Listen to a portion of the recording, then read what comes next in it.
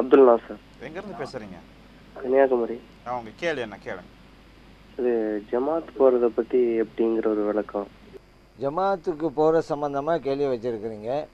இந்த ஜமாத்துக்கு போகிறதுங்கிறது தொழுகைக்காக கூப்பிடுறோம், அதுக்காக தான் போகிறோம் அப்படிங்கிறாங்க.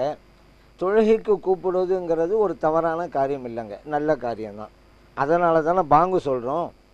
நபிலாம் ஸல்லல்லாஹு அலைஹி வஸல்லம் பாங்கு சொல்கிற அமைப்பு உண்டாகி தந்தாங்கல்ல, தொழுகை கூப்பிடுறது தானே. ஒவ்வொரு பள்ளியாசிலும் மொஹ்தின் சாஹிபு ஒரு நாளைக்கு 5 தடவை கூப்பிட்டு இருக்கிறாங்கல்ல, பாங்கு சொல்லி தொழுகை தானே கூப்பிட்டு இருக்கிறாங்க. தொழுகைக்கு அழைப்பதுங்கிறது நல்ல காரியம்தான், அதில் சந்தேகமே கிடையாதுங்க.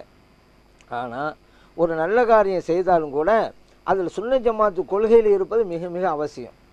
ஆனால் இன்றைக்கி இந்த ஜமாத்தில் போகிறாங்க பாருங்கள், அதில் சுன்னத் ஜமாத்துக்காரவங்களும் போகிறாங்க, வஹாபியத்து சிந்தனை உள்ளவங்களும் போகிறாங்க. இதுதான் இங்கே பிரச்சனை. இப்போ நல்ல சுன்னத் ஜமாத்தாக இருக்கிறாங்க, பிரச்சனை இல்லை. இப்போ இவங்க என்ன நல்லது தானே செய்கிறாங்க, தொழுகை தானே கூப்பிட்றாங்க, நல்ல காரியம் தானேன்னு போயிடுறாங்க.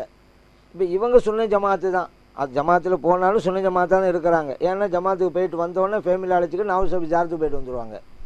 3 நாள் ஜமாத்து போயிட்டு வருவாங்க. வீட்டு திருமண பிறகு ஆலிம்கள் எல்லாம் வீட்டுக்கு அழைத்து மௌலித் ஷரீஃப் ஓத வைப்பாங்க. இவங்கெல்லாம் சுன்னத் ஜமாத்து நல்லே செய்கிறான்னு சொல்லி அங்கே போயிட்டு வந்துட்டு இருக்கிறாங்க. இன்னும் சில பேர் அந்த ஜமாத்தில் இருக்கிறாங்க, வஹாபியத்து சிந்தனை உள்ளவங்க. மீளாது கூடாது, மௌலிது கூடாது, வழிமாறுகள் உருசு கூடாது, நபிலாம் ஸல்லல்லாஹு அலைஹி வஸல்லம் அவர்களுக்கு மறைமுக ஞானம் இல்லை அப்படிங்கிற சிந்தனை உள்ளவர்களும் அந்த ஜமாத்தில் இருக்கிறாங்க. அப்போ அதனால தான் அந்த ஜமாத்துக்கு சுன்னத் ஜமாத்காரங்க போகக்கூடாது. காரணம், போனாக்கா நாளடைவில் அந்த வஹாபித்த சிந்தனைகள் இவரிடமும் திணிக்கப்பட்டுவிடும். அப்போ இவர் ஈமானுக்கு ஆபத்து ஏற்பட்டுரும்.